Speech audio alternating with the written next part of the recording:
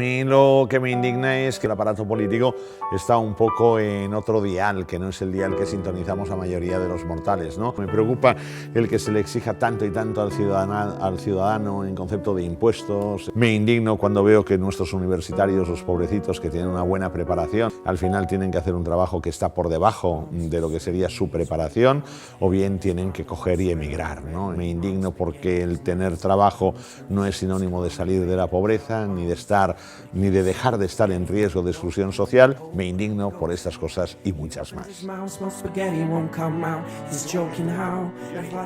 Bautizado como el profesor indignado, José María Gay de Liébana es conocido por su peculiar manera de opinar y divulgar la economía. No es difícil encontrárselo en programas de radio y televisión o toparse con alguno de sus artículos en periódicos y revistas de tirada nacional. El desempleo, la deuda, la corrupción, la Unión Europea, la victoria de Trump, nada escapa al análisis de este profesor de la Universidad de Barcelona que acudió a la Facultad de Económicas de Málaga para impartir una conferencia ante un auditorio repleto de estudiantes. Aprovechamos la ocasión para escuchar las lecciones y los pronósticos de este gran orador que predijo la crisis y los principales acontecimientos de estos últimos años.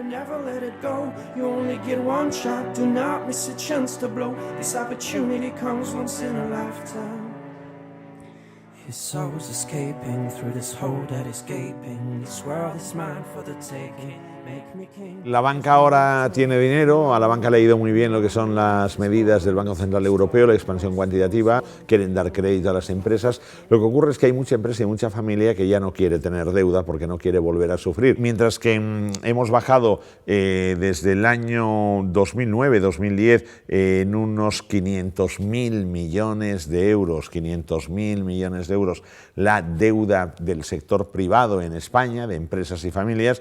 Mientras tanto, el Estado la ha aumentado en más de 500.000 millones de euros. Y por tanto, ¿esto qué significa? Que si tenemos una deuda pública al día de hoy que ya supera el 1.100.000 millones de euros, es decir, más del 100% del PIB, si yo miro todos los pasivos que el Estado debe, por tanto, no únicamente el dinero que ha pedido, que es la deuda pública, sino también lo que debe a proveedores, acreedores, etcétera, nos encontramos con que debe más de 1,5 billones de euros. Por tanto, el 150% del PIB es una barbaridad.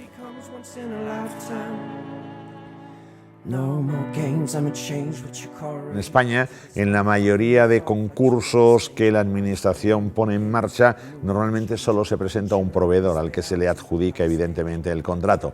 Claro, normalmente en la Europa que nosotros conocemos, igual se presentan 10 o 12 proveedores, ¿no? Y hay una lucha competitiva de precios. Si, por ejemplo, aquí fuéramos capaces de abrir lo que sería la contratación pública a las pequeñas y medianas empresas, en vez de que siempre sean los mismos los que se adjudican determinada obra o determinado servicio, ¿qué ocurriría? Bueno, ocurriría que podríamos ahorrar del orden de unos 47.000 millones de euros al año, que es el 4,7% del Producto Interior Bruto. Si el déficit de España es de 55.000 millones de euros, ya tengo arreglados 47.000, me quedan solo 8.000 millones de euros que los podemos arreglar de una manera suave. Por tanto, ¿qué quiere decir? Que no hay voluntad política en ese sentido para reducir el gasto público. ¿Pero por qué no hay voluntad? Hombre, porque luego entramos en lo que sería, sean del color que sean, las llamadas puertas giratorias, y aquí nadie dice nada. Es decir, hay señores que han estado en las más altas instancias de Hacienda y ahora tranquilamente se van a bufetes privados, tranquilamente, y ya está, para asesorar al contribuyente, y para de esta forma esto me parece que no es fair play.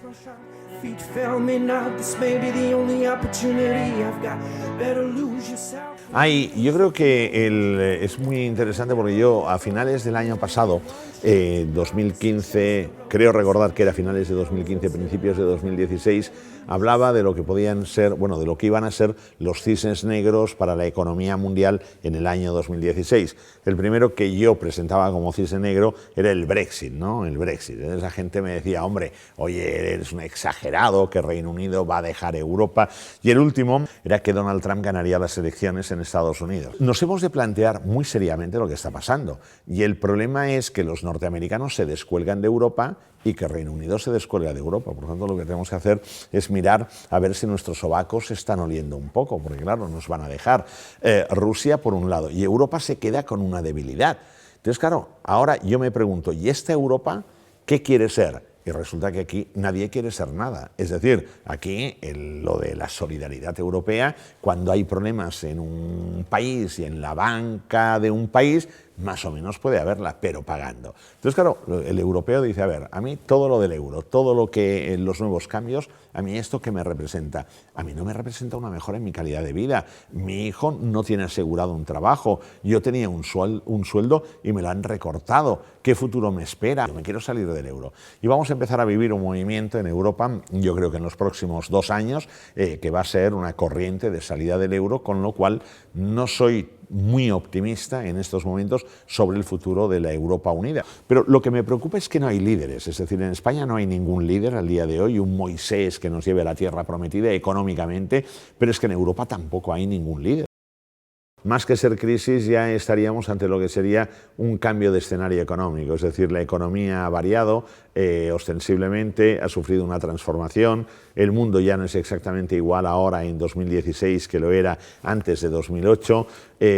Por ejemplo, cuando ves el tipo de empresa que va creciendo, las grandes empresas, por ejemplo, de Wall Street, ves que están ahí Apple, que está Alphabet, que está Facebook, que está Amazon, que está, bueno, Microsoft, ¿no? Pero estas empresas son ahora las líderes de lo que sería la economía mundial. Ya no están las grandes petroleras, que ahora quizás volverán un poco gracias a la influencia de Donald Trump, ya no están las farmacéuticas, ya no están las empresas industriales. Tenemos otro problema todavía añadido que a mí me inquieta, que es el tema, digamos, de lo que sería la mano de obra, una mano de obra que nos lleva bueno, a pensar que van a desaparecer muchos puestos de trabajo, cada vez más la robótica, cada vez más la inteligencia artificial. Y claro, y todo esto significa que la gente que no esté preparada y además de preparada, que tenga habilidades, esta gente va a quedar fuera de juego, ¿no? Por tanto, a mí me preocupa esto porque quiere decir que estamos ante un cambio brutal. No es ya crisis, sino que las cosas se precipitan, el progreso avanza de una manera, yo diría que muy rápida y bueno, pues entonces estamos ante otro escenario. Ha cambiado esto por completo. Yo ahora tengo 63 años, me quedan con esperanza de vida 40 más, estupendo, 100 añitos, ya está bien, luego me voy al cielo y tal.